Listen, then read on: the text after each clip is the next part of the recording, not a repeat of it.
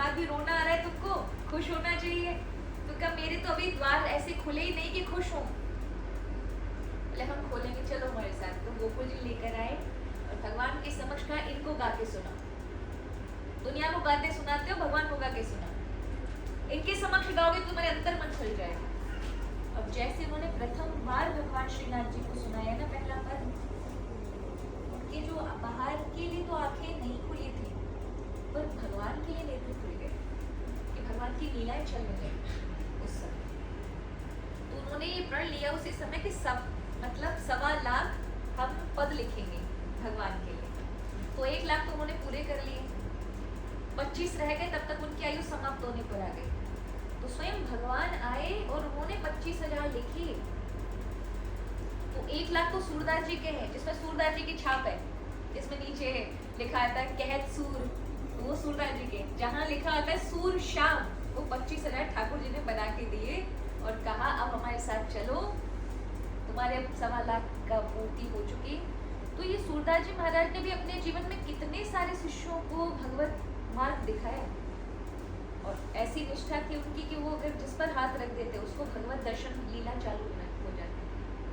देखो आज भी हमारे समक्ष ऐसे ऐसे महापुरुष हैं कि जिनका एक कृपा दृष्टि हो तो आपके अंतर जगत में आप प्रवेश कर जाओ।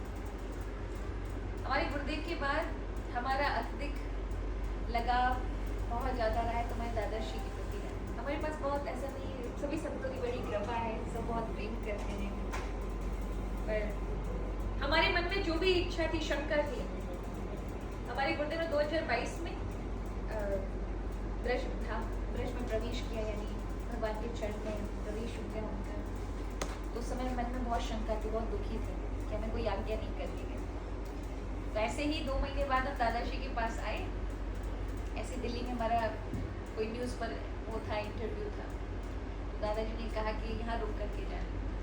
अच्छा, ऐसे ही बैठे बैठे दादाजी वही सब बातें बोल रहे हैं जो हमारे मन में घूम रही थी। अच्छा, हमको उत्तर भी मिल गए। उसके बाद सुबह भी वही चर्चा, वैसे प्राय वो चर्चा होती नहीं है कभी भी।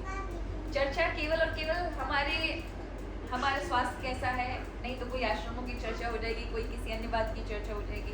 दादाजी घूम फिर कर हमको कंटिन्यू 6 महीने तक केवल गुरु चर्चा ही सुनाते रहे, गुरु की चर्चा सुनाते रहे।